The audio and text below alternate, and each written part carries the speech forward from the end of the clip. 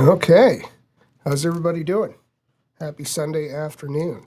So it's been a while since I've done any live streams here, and there are a couple of reasons for that. I see a few of you are already in here. The first reason is because I am smack dab, I'm going to have to put my pen down, or else I'm going to play with it the whole time. Smack dab in the middle of my busy season. So I shot either 37 or 38, I forgot what the count was, homes last month. So this time of year, it's difficult for me to get on YouTube and make videos and do live streams and such. But the other reason for that is because over the past few weeks, my wife and I and our children have all come down with this creeping summer cold thing. And so my voice is getting a little bit better every day. I'm on the other end of it now, but, you know, I still get tired. And, you know, some of that could just be that I'm old, too. So, so for those reasons, I apologize. I haven't been around in a while. And, you know, it's been a challenging time to not be around YouTube and everything, too, in the camera space, because we have so many things to talk about, right? The first thing that we have to talk about that I just wanted to mention briefly, because I don't want to spend a lot of time on this. A lot of creators have already weighed in on this subject, but it is around the Panasonic S9 launch and the whole hoopla that has ensued after that with the creators and, you know, are they paid, are they not, and such. And so just wanted to touch on this briefly because I've consumed a lot of the content about it. And really my perspective on this is it's nothing that is outside of what branding and marketing has always been, okay? I think the disconnect is one of trustworthiness. And as I was watching somebody's video on it, I think it, I forgot who it was. There was a comment that I thought was really astute for this, and it has to do with advice, right? And so when we're looking at all these creators that are getting flown out to these trips, like with the Lumix trip and such, and then they go back and they make a video about their experiences. What is the source of that advice that they're giving? If they say the product is one way or the other, and I thought this was very good. I'm going to read it so I don't mess it up here. It's from a guy called Louis Texidor Music. He says, "I've come to realize that advice is essentially the distillation of someone else's experiences, shaped by the longing to have acted differently. It's profoundly valuable that your insights are rooted in self-reflection and accountability." So, I mean, that's somewhat germane to this conversation, but I think the biggest takeaway there is that advice is rooted in experience. And so when we have creators that are perhaps not working commercial photographers and videographers, but they are on the dole of some of these manufacturers, you really need to treat that as a paid advertisement, okay, versus somebody who is a working photographer, videographer, but is not on the dole of these companies. Okay, not only do they have more experience with the products and just the category of products that they're presenting, but, you know, they don't have any skin in the game from a manufacturer fly them out. So I don't fault any of these YouTubers for doing what they're doing and saying what they're saying. But I think on some level, okay, aside from the disclaimers that should be coming along with that from these creators, that this is what happened. You know, I got flown out to review this product, and so keep that in mind when you digest my opinions about it. On some level, the onus is also on the viewer of this content to realize that that's who they are, and to realize that their experience and the way that they work with this tool may be completely different than a YouTuber that's getting flown to Japan to go hands-on the thing with a day and a half and hear all the high points from the manufacturer about it, and then be expected to regurgitate that in a fluffy kind of a way to an audience, to their audience. So again, I don't think there's anything wrong with YouTubers doing that, okay? But I do believe that there wouldn't be this much controversy if people just realized that these are paid advertisements. So let me just kind of shelf that one for a while, unless you guys want to talk about it more. And let me know in the comments too, like, what kind of work do you do with cameras? So, I mean, when you see reviews like that, you obviously are going to put yourself in the position, right? Like, okay, if I had a Lumix S9, here's how I would use it, or here's how I wouldn't use it. Me personally, I don't know if it'd be particularly useful to me, you know, and so it's not a product that I'm really enthusiastic about, but there could be some of you out there that would be enthusiastic about something like a small, compact, full-frame type of camera. That could be very powerful for some people's use cases. So let me know in the comments, you know, what it is that you're doing. So speaking of the comments, King Kruk is already here. Break it down loud and clear. Hey, you know what? I'm sorry I haven't been around a whole lot lately. You know, all those things that I was talking about. So the other elephant in the room here, there have been a few in the past few weeks, is obviously the Canon C400. Okay, and this is something that I don't think anybody was expecting, but I think people are kind of pleasantly surprised. And let me give you my perspective on it. So I'm going to back up a little bit. The Blackmagic Pixis, when it was released a couple months ago at NAB, and I was at NAB when they first unveiled it and everything,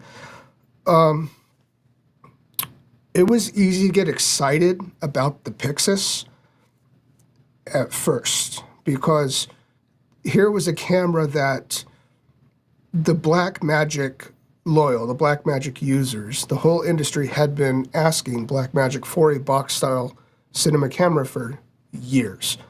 And Blackmagic kept on instead giving us the plastic footballs And then, and not only giving us the plastic footballs, but selling them too, you know, but saying like, oh, this is the form factor that our customers love. And no, are you listening to all of us? You know, we want the thing to be a cube, you know, like a Komodo or whatnot.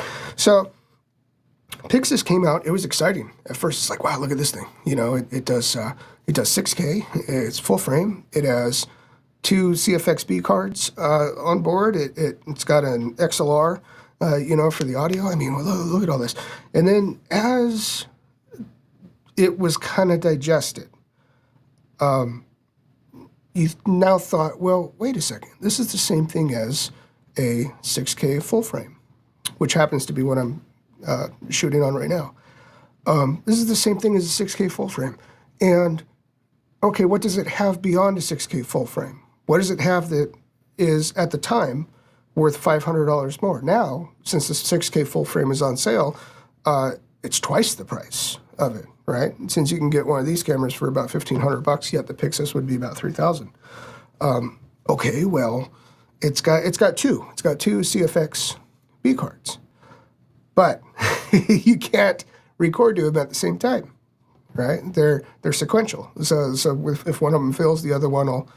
And now that could have uses for like long form, like you may be able to hot swap them as one fills and it rolls to the other one. Now you could put, you know, the first one back in the slot and everything. But, you know, it kind of, it doesn't hit as well as I can dual record. So I have a backup on these cards. You can still, in true Blackmagic fashion, they've been doing this for years, you know, put it out to an SSD. I don't know if you can record to one of the CFX cards and an SSD at the same time.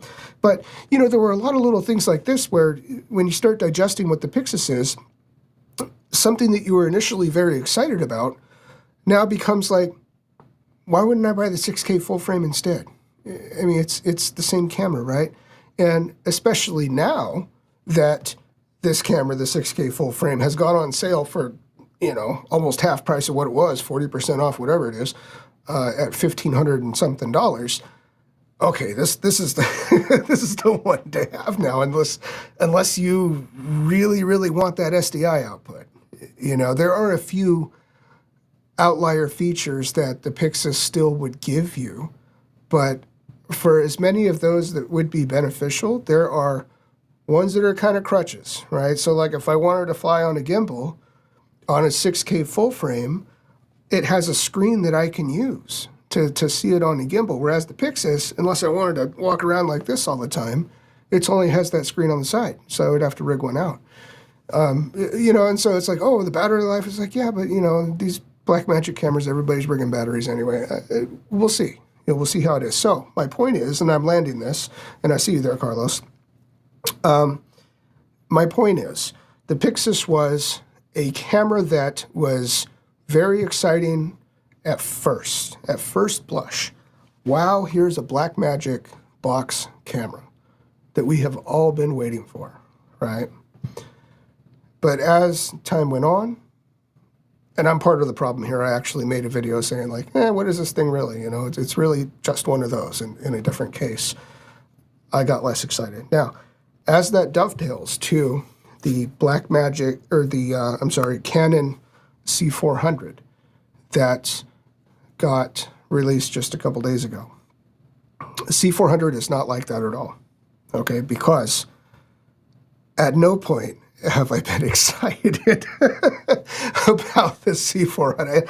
And I know that's probably fighting words for some of you, okay? But I understand the value of the C400 there. I really do.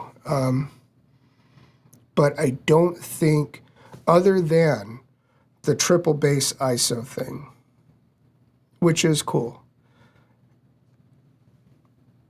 what does it do? You know, what does it do that we haven't, you know, the C500 II has similar resolution and frame rate specs. I think it even has higher frame rates. C500 II has dual CFX cards, as opposed to the C400 having only one and a UHS-2 card. The C70, right, that I use a lot, has a DGO sensor that has more dynamic range than the C400. It looks, just the look of it, looks like part spin C200 stuff. Like when you take a look at the C400 and on the lower edge of it, right by the NDs, is a little scroll wheel, a little rolly wheel right there that goes up and down. Like, I already know what that feels like because that's straight off the C200, and it feels awful. Like it has, it has no kind of feedback. It's too loose. And hey, in fairness, the C400, here we are 7-8 years later from the time the C200 was designed. It may feel better, but it looks straight out of the C200, which I had a pair of at one point. Now, there is absolutely no way it doesn't click. It doesn't really have any resistance. The only reason that I knew anything was happening when I had that camera with that little wheel down there is because the C200 is an EF mount, and EF lenses are typically a bit noisier. And so I had that wheel mapped to iris. I knew that I was doing something because I can hear the lens chattering when I was doing it. But, it's things like that. It looks kind of like a plasticky Canon cinema camera. I don't know. I don't. I understand that this is a Canon FX6, right? It's a 6K FX6, and that is the user base that they're going for. People are chattering about how, like, oh, it's going to kill Burano sales. I think the Burano is still a better camera in many ways. But, we'll see. Let me know what you think. So Carlos is around. Carlos, I think, has one on order. Commercial and corporate work, 85%. Social contact, 15%. Yeah, we know that about Carlos. And Carlos, you have a lot of good insights on these things. So tell me what it is that the C400 will do for you over, let's say, the C70. And that's honestly, like, that's kind of a problem with the C400. So why would I pay? It's twice as expensive, right? Why would I pay 2 times what I can for a C70 there for a C400? I'm going to have to really want that full frame. I'm going to have to really want that full frame. It'll give the C400 will give me an oversampled 4K. There's that. Okay, but if you're photographing people and you're shooting people,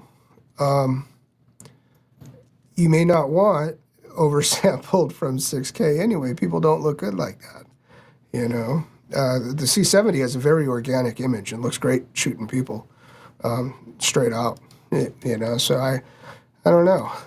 DJI sensor is not active in all modes. Are you talking about the C70?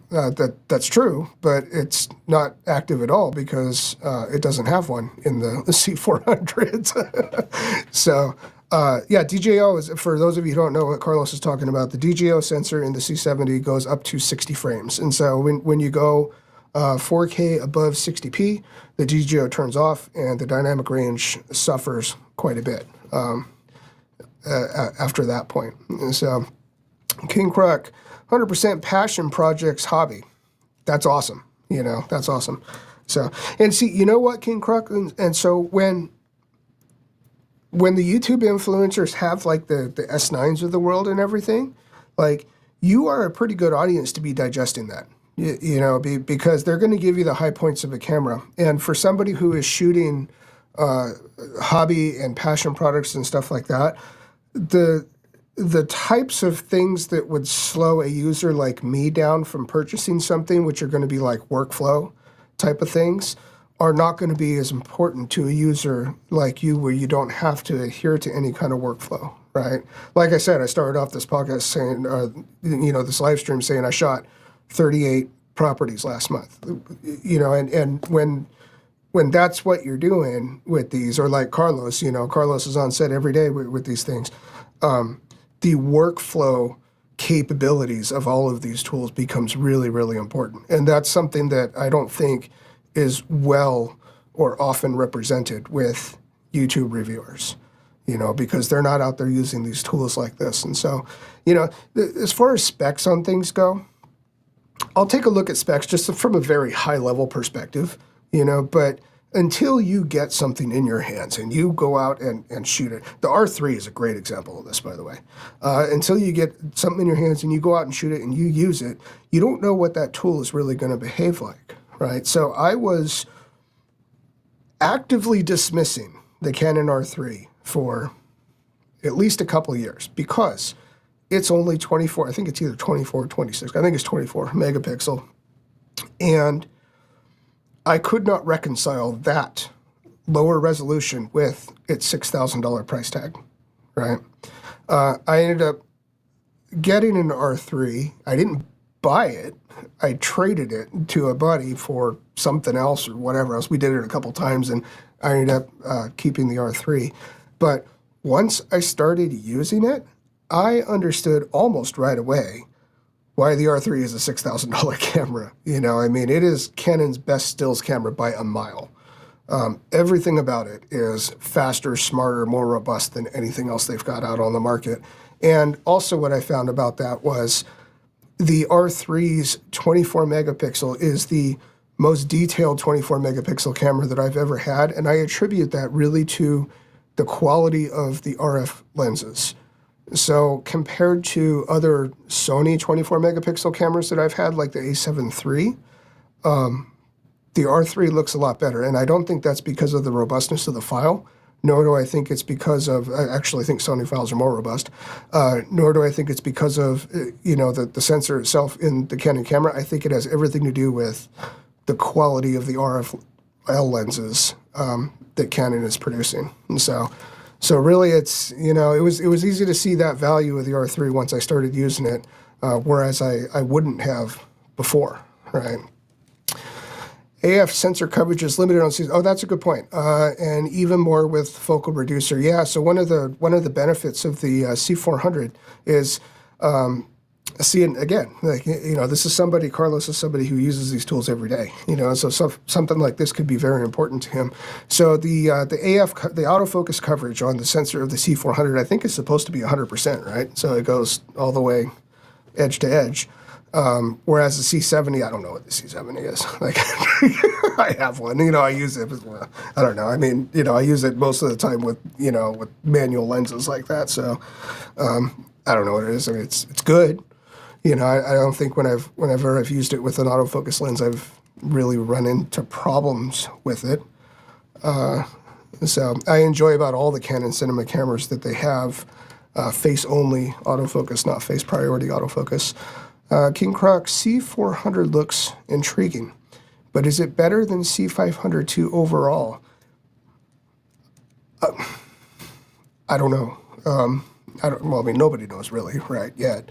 Also, why C500 II 5.9K and not just 6K? I don't know that either. You know, that's a question for Canon. One of the things that I was kind of wondering about the C400 is, it's a 6K stacked sensor. Is that an R3 sensor or R3 derived? It might be. I mean, the R3 is a taller sensor. It's a 3:2 aspect ratio sensor, but it could be very much like an R3 sensor, R3 design. Here's the thing about the R3. And this has to do with Canon throttling their C-Log2 implementation to cinema cameras. Okay, when you shoot the R3's 6K RAW and then you bring it into your NLE and you interpret it as C-Log2, it has a lot of dynamic range. It has certainly more dynamic range than the R5 variant cameras. Not quite as much as the C70, but really close. And so, you know, Canon has said before that they will not put Canon Log 2 in bodies that do not have the dynamic range to cover that log curve, right? The R3, I think, does. And I don't think I'm the only one that thinks that. You know, I mean, when you shoot the R3 has a gorgeous 6K RAW. In true Canon RAW fashion, though, it will bring even the most robust computer to its knees. Canon RAW is absolutely abysmal in that regard, right? But I'm not sure that it can't resolve C-Log 2. And so, you know, at some point, Canon would be better off just unlocking that C-Log 2 profile and giving it to us in these mirrorless cameras if they're going to be featuring dynamic range that would be able to cover, you know, the full C-Log 2. Kind of like what Sony, you know, Sony will put S-Log 3 in everything, you know, whether it can handle it or not. There was S-Log 3 in 8-bit cameras. Like, I think the A7 III had S-Log 3 in it. Had no business having S-Log 3 in an 8-bit camera, but it did, you know. Carlos C400 is a good Swiss Army knife from virtual production. Because of the new version of ClearScan to basically everything short of a feature. New version of ClearScan. Okay, so it's good for basically anything short of a feature because of the new version of ClearScan. Is ClearScan where it modifies the shutter speed to work against like LED walls and stuff? I think that's what that is. That feature. So what I think Carlos is saying is, you know, just like here in North America, we have a 60 hertz power cycle, and depending on what an LED display is, I mean, those are different native refresh rates also, and so sometimes when you're filming those with cameras, if your shutter speed is kind of, you know, jibing in a weird way against that refresh rate, it can have banding, it can have, you know, rolling kind of effects and stuff. And so I think the C400 has a feature that that minimizes that. And since LED wall productions are getting more common these days, a lot of people are shooting with, you know, with TVs and stuff behind them versus you know, versus actual backgrounds. Yeah, that's totally that's a useful feature. King Kruk, I'm mostly for VFX. I feel mostly for VFX purposes. Komodo with global shutter, and R3D is number 2 after VRaptor X for me. Yeah, I mean totally. So there are a lot of powerful reasons to have global shutter, and that's certainly among them. So anytime you're doing VFX, every time you're doing stabilization. You know, just like even like the Premiere Warp Stabilizer works a lot better on Komodo footage or on cameras with very fast rolling shutter reads than it does with, let's say, like what I'm filming on now, the Blackmagic full frame 6K has really bad rolling shutter. You know, so I wouldn't want to, it's great for this, you know, talking head kind of thing, but I wouldn't want to shoot anything that's moving quickly or moving quickly myself with a camera like that, and especially not want to stabilize it in post. But there's the whole thing about the gyro data, and that's another conversation for another day. Because of RF mount, I can see cross-shopping and comparisons between C400 and KX. You know, what's funny about that comment, let me take a drink here.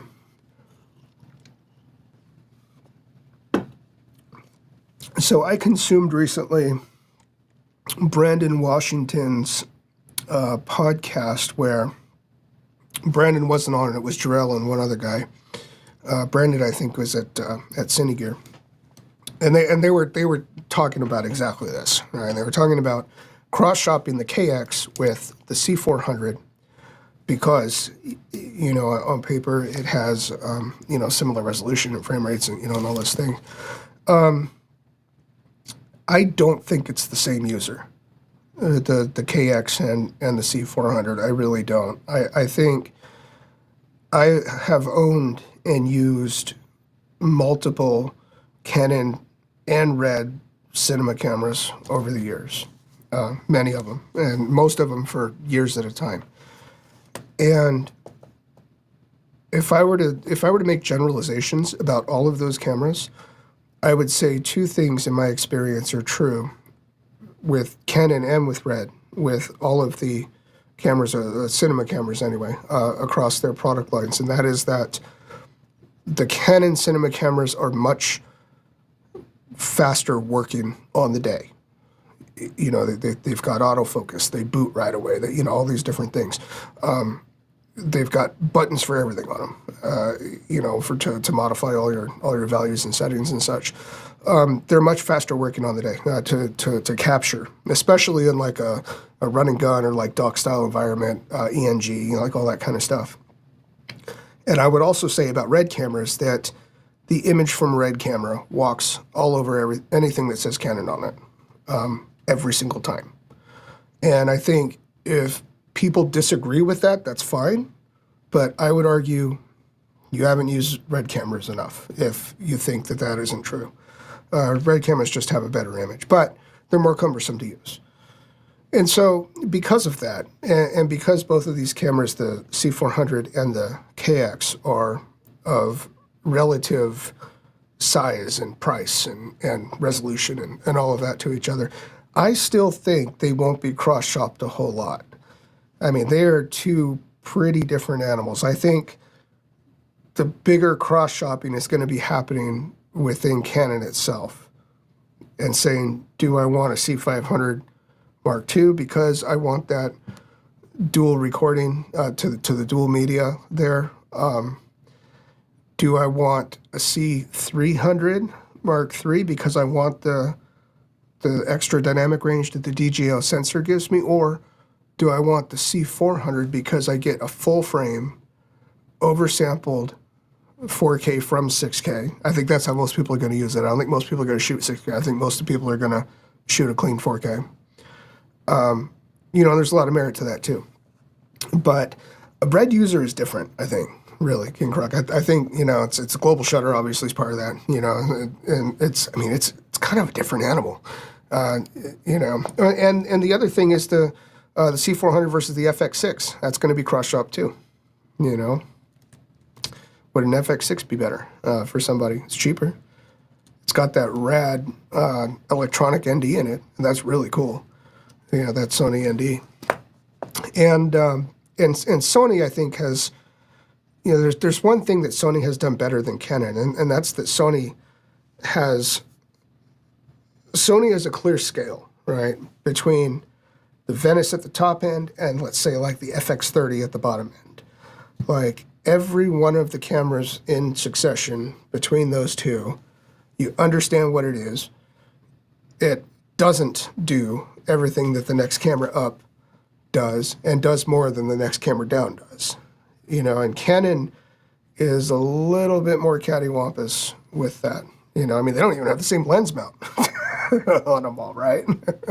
So, Mike likes tacos. Brian likes tacos too. Good to see you, bud.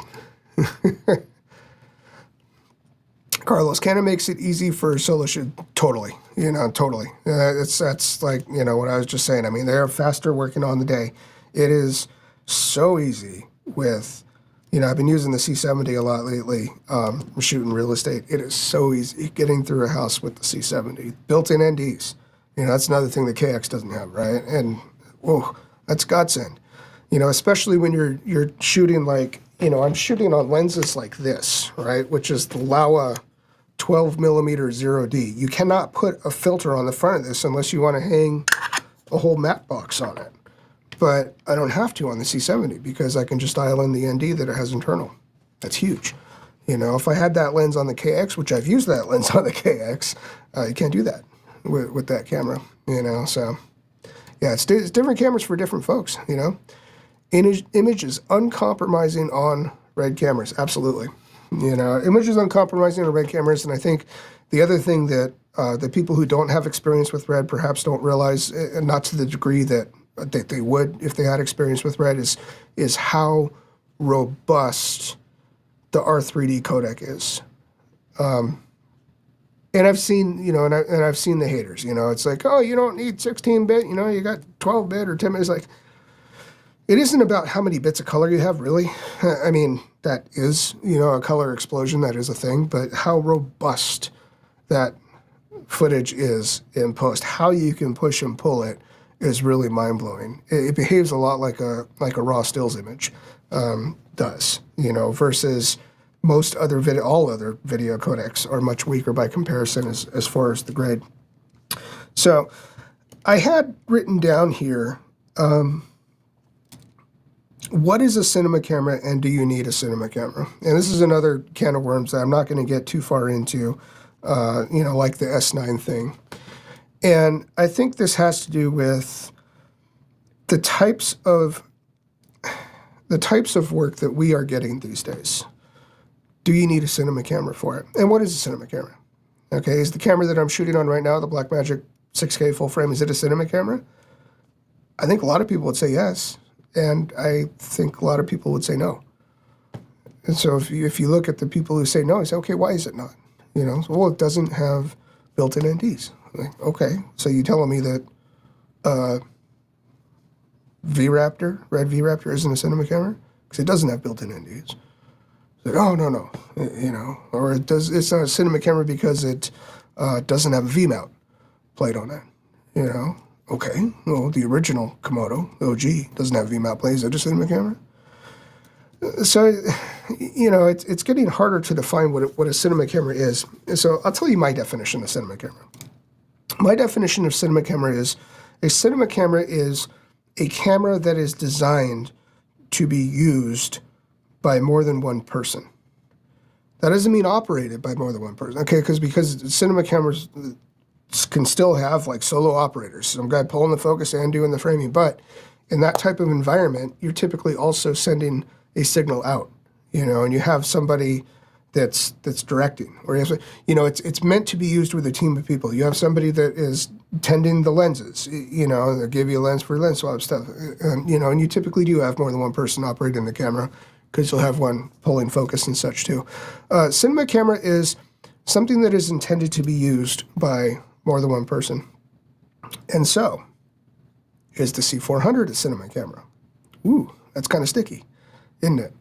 Because looks like you can use it with one person. C70, C70 might be difficult to use with more than one person. It's tiny. You're saying, get away, man.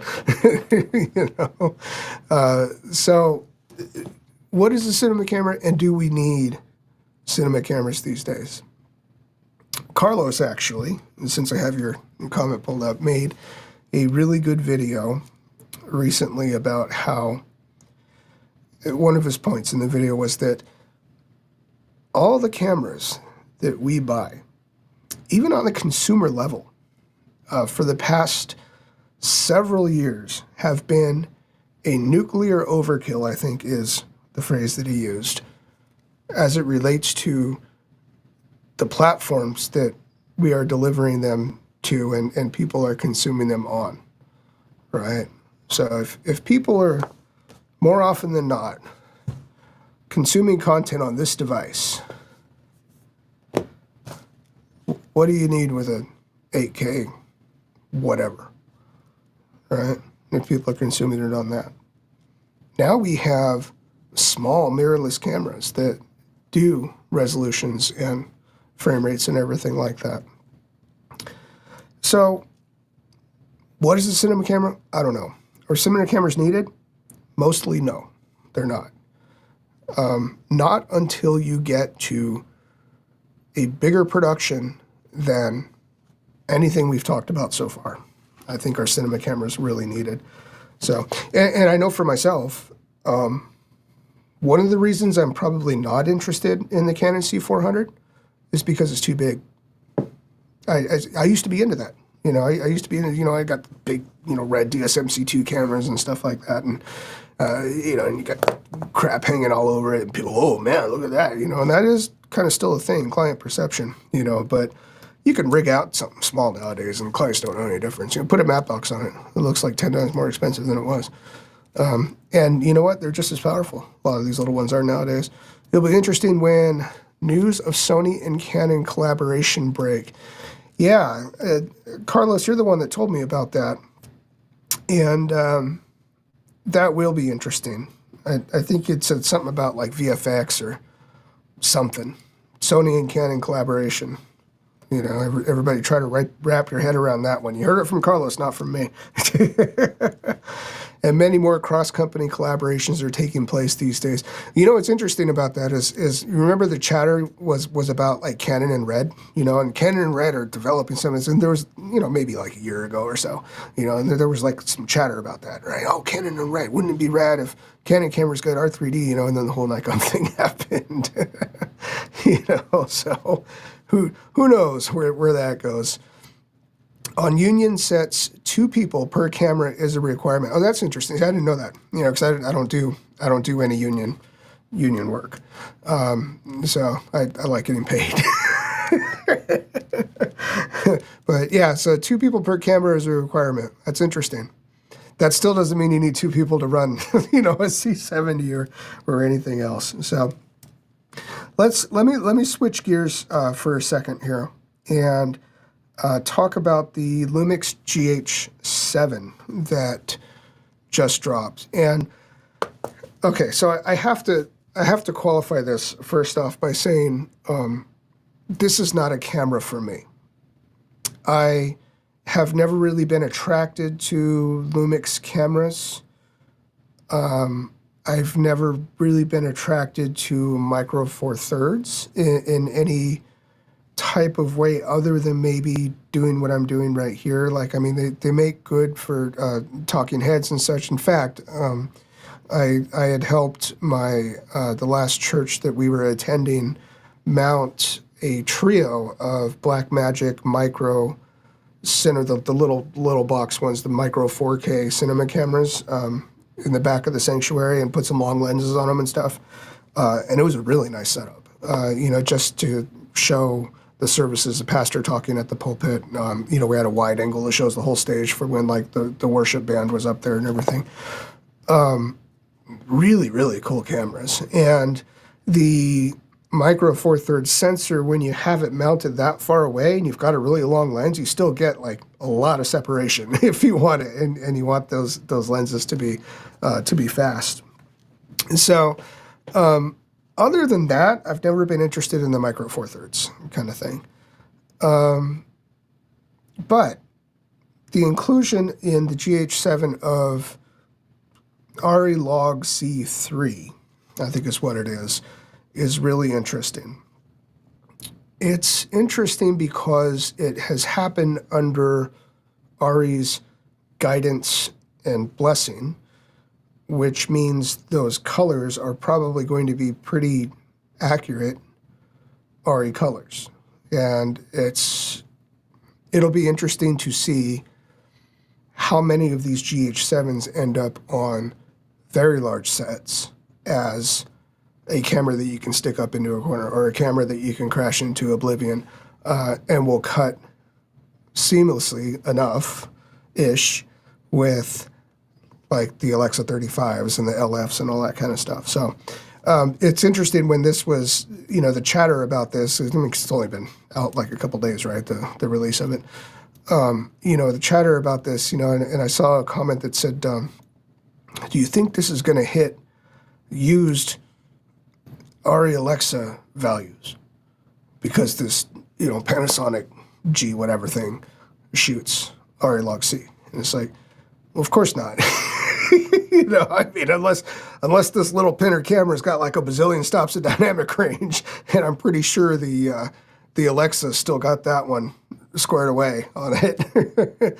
Like, no, of course not. I mean, but I don't think that's what, you know, and that's not what this is. You know, what this is, you know, it shoots ARRI colors. You know, it shoots ARRI colors in its 10-bit, whatever it is, you know, data rate or whatever it is, right? But it shoots ARRI colors, and that's cool. I mean, what's cool about that isn't necessarily that it does it. It's that, you know, it's the future implications that ARRI can perhaps keep doing that, you know. So that's really neat. Let me see what else I had written down here. Sony equals hold my beer, and that's going to happen. So Sony's been pretty quiet, and they're going to have a hold my beer moment pretty soon. It probably, I'm thinking, will have something to do with the Alpha 1's redesign. So Sony has a way of And they did this last time too with the original A1, right? Canon had the R5, and it's it's 8K and this and that, then Sony, in a hold my beer moment, gives us the A1, which is still, in my opinion, the craziest full frame camera that has ever been created. I know people would argue the Z8 and Z9, but that sensor is so fast. It's got a 1/400th flash sync speed, and it's moving 50 megapixel RAWs. The Sony A1's the business. And here's the thing. I think when Sony redesigns the A1, it's going to be right around the time, too, I think, by the way, that, the R5 Mark II and the Canon R1 is released. Sony's going to drop like a 50 megapixel global shutter camera with an unlimited flash sync. You just watch. Like, it's going to be one of those. And everybody else in the industry is going to be like, so we can't do that. Because they can't. And so Sony's warming themselves up for that, for that creation of that by doing the A9 III with its 24. Carlos, the interesting thing about the GH series is that you have to spend bank on Leica glass to get the best out of those cameras. I don't know, man. You can adapt. But yeah, no, to get the best out of it. Yeah, totally. So that's something else I saw Carlos say recently about the Blackmagic 6K full frames. Is, they dropped the price, and it still is dropped on B&H2, by the way. It's like $15.75 or whatever it is, instead of the $2,500 that they typically are. And a whole lot of people, including me, went out and bought them because we understand how powerful this camera is for like $1,500. It is crazy for $1,500 that you get an image like this one. But like Carlos said, do you have Leica glass? Like when you're using it like this, okay, there's a difference between the GH7 and a Blackmagic full frame 6K, because the Blackmagic full frame 6K is kind of designed to use manual lenses and such because the camera itself doesn't have autofocus in it. A GH7 does, and a GH7 is a much smaller sensor, and like Carlos said, what's the highest and best use of that? Leica lenses? I mean, I don't think anybody who buys Leica lenses is going to be like super disappointed with them, but it is quite an investment, like you said. So I've been going for about 50 minutes, and my kids are going to be home soon. So thank you for the 10, 12, 15 of you who have been watching. Leave some comments down below if I missed anything. I am going to try to make more YouTube content, not just live, but actually make some more videos and everything. It's just tough for me to do this time of year because I'm so busy working, and that's good. I'm going out and getting that paper, and it gives me hopefully a unique perspective on some of this stuff. And so I hope I'm bringing value to you always. And let's see, we'll get one last comment in from King Kruk here. GH7 coming with 32. Oh yeah, I forgot about that. The 32-bit float audio. King Kruk, I hear you. I personally think 32-bit float is a little bit overblown because it's not that hard to have audio levels in like 24 or whatever. And 32-bit is not going to circumvent crap preamps. So I'd rather have a good 24-bit preamp than a crappy 32-bit one that I just don't have to set levels on. But that's another conversation for another day. Thanks, King Kruk, Carlos, everybody else for coming by, and I'll see you.